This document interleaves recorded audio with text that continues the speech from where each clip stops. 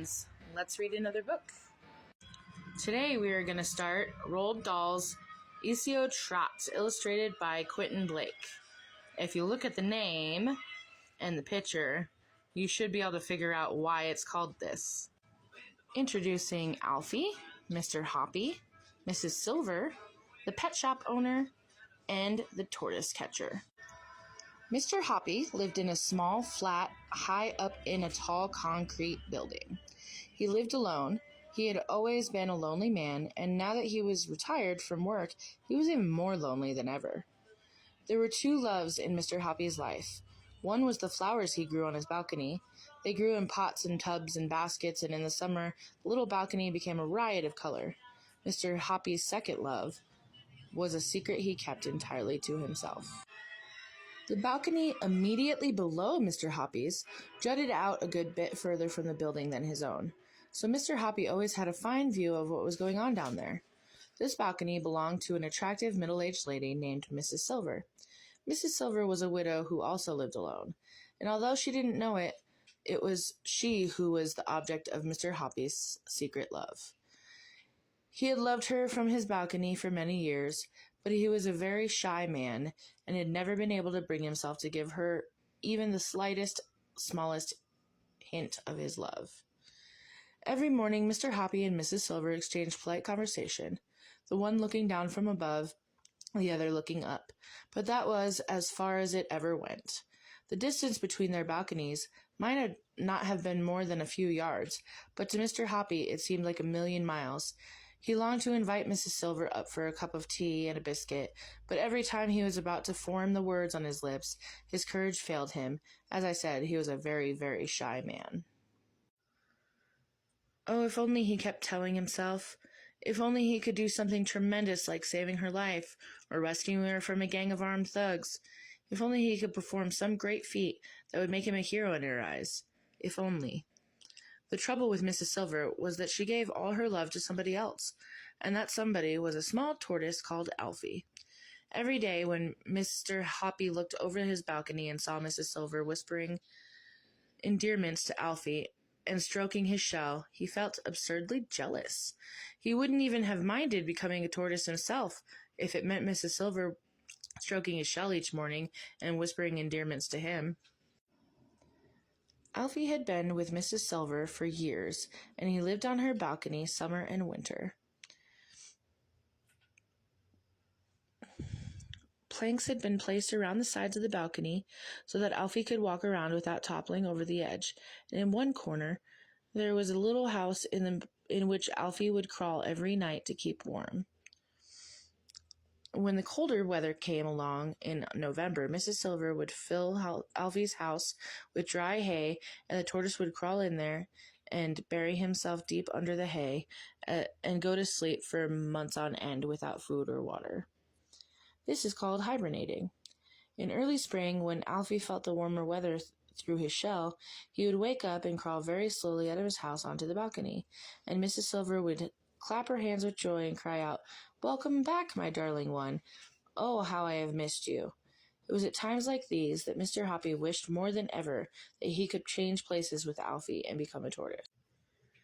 Now we come to a certain bright morning in May, when something happened that changed and indeed electrified Mr. Hoppy's life. He was leaning over his balcony rail, watching Mrs. Silver serving Alfie his breakfast. "Here's the heart of the lettuce for you, my lovely," she was saying, "and here's a slice of fresh tomato and a piece of crispy celery." "Good morning, Mrs. Silver," Mr. Hoppy said. Alfie's looking well this morning." "Isn't he gorgeous?" Mrs. Silver said, looking up and beaming at him.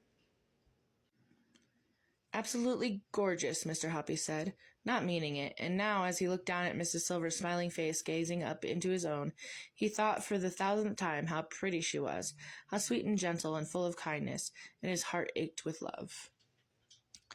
"I do so wish he would grow a little faster," Mrs. Silver was saying.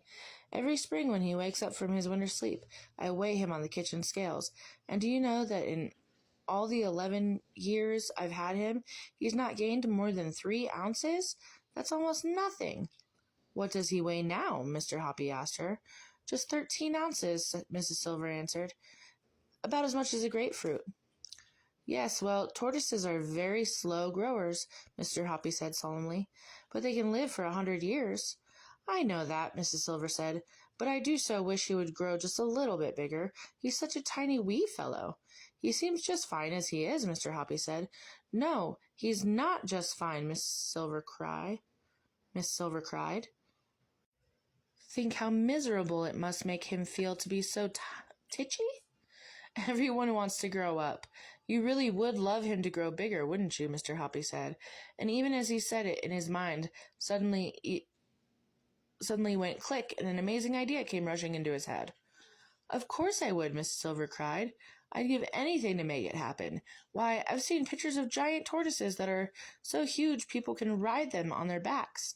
If Alfie were to see those, he'd turn green with envy. Mr. Hoppy's mind was spinning like a flywheel. Here, surely, was his big chance. Grab it, he told himself. Grab it quick. Mrs. Silver, he said, I do actually happen to know how to make tortoises grow faster, if that's really what you want. You do? She cried. Oh, please tell me. I am feeding him the wrong things? I worked in North Africa once, Mr. Hoppy said. That's where all the tortoises in England come from.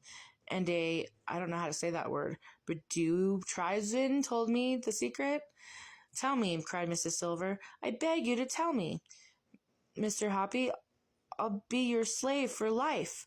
When he heard the words, your slave for life, a little shiver of excitement swept through Mr. Hoppy. Wait there, he said. I'll have to go in and write something down for you. In a couple of minutes, Mr. Hoppy was back on the balcony with a sheet of paper in his hand.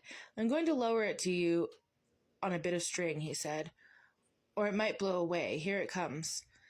Mrs. Silver caught the paper and held it up in front of her. This is what she read. Esio Trot, Teg, Regbe, Imag, no, Esio Trot. Yeah, it's a bunch of words backwards. What does it mean? She asked. Is it another language? It's tortoise language, Mr. Hoppy said. Tortoises are very backward creatures. Therefore, they can only understand words that are written backwards. That's obvious, isn't it? I suppose so, Mrs. Silver said, bewildered. Esio Trot is simply tortoise spelled backwards, Mr. Hoppy said. Look at it. So it is, Mrs. Silver said. The other words are spelled backwards, too, Mr. Hoppy said. And if you turn them round into human language, they simply say, tortoise, tortoise, get bigger, bigger.